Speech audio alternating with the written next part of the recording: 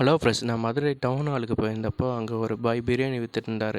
நான் அங்கே சாப்பிட்டதில்ல. மத்தியானம் லஞ்சுக்கு வேறு வாங்கிட்டு போகணுன்னு சரி அவர்கிட்ட வாங்கிட்டு போகலான்னு பார்சல் வாங்கினேன். இது சிக்கன் பிரியாணி 130 சொன்னார். அங்கே சாப்பிட்டதில்ல, அதனால் எப்படி டேஸ்ட் இருக்குன்னு தெரியாது. இதுதான் ஃபஸ்ட் டைம் சாப்பிட்றேன். இது நல்லா அழகான பிளாக் பாக்ஸில் போட்டு கொடுத்துருக்காரு. 3 கவர் வேறு எக்ஸ்ட்ரா எடுத்து கொடுத்தாரு. எப்படி இருக்குன்னு பார்ப்போம். உள்ளே வந்து நல்லா ஜூஸியாக நல்லா ரைஸ் போட்டிருக்காரு, நல்லா டொமேட்டோவும் போட்டிருக்காரு. அவர் ஒரு எக்கு வேறு உள்ளே எடுத்து போட்டார். நல்லா chicken biryani 2 chicken piece and ஒரு எக்கு போட்டார்.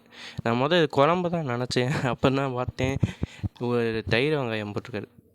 ஒன்றில் தயிர் வெங்காயம் இருந்துச்சு, இன்னொன்று வந்து இது என்ன பச்சடி மாதிரி இது ஒன்று கொடுத்தார், இன்னொன்று கேசரி மாதிரி ஒன்று இருக்குது. இந்த கொட்டி பார்ப்போம். நல்லா அரிசிலாம் நல்லா தனித்தனியாக உதிர்ந்து தான் வருது. அதில் வந்து இந்த சொன்னேன்ல முட்டை ஒன்று கொடுத்தாரு. கறி அது லெக் பீஸாக ஒரு காலோடு கொடுப்பாருன்னு பார்த்தேன்.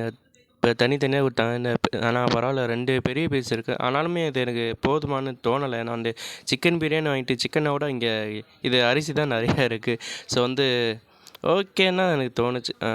எனக்கு இப்போ தான் எல்லா கடையிலையும் போடுவாங்களா இல்லை என்னன்னு தெரில, ஆனால் எனக்கு சாட்டிஸ்ஃபைங் இல்லை. ஆனால் பரவாயில்ல, அவருக்கு வந்து எக்ஸ்ட்ராவாக முட்டை வச்சார் அண்டு 3 கூட்டு வேறு வச்சுருக்காரு. நான் குருமா இருக்குன்னு பார்த்தேன், கடைசியில் கூட்டு தான் இருக்குது. அரிசி நல்லா மெதுன்னு இருக்குது.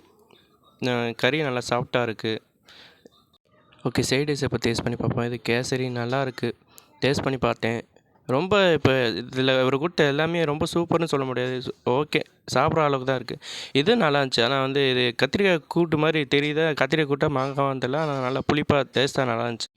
ஓவராலாக பாய்கிட்ட எப்படி எதிர்பார்ப்போமோ அந்த அளவுக்கு சூப்பர் டேஸ்ட்டுன்னு சொல்ல முடியாது. ஆனால் நார்மலாக சாப்பிட்ற அளவுக்கு இருக்குது இவர்கிட்ட. அதுவும் டிஃப்ரெண்ட் சைட் டிஷ் இருக்கனால கொடுத்த காசுக்கு ஒர்த்து தான், டிஃப்ரெண்ட்டாக இருக்கனால நல்லாயிருக்கு.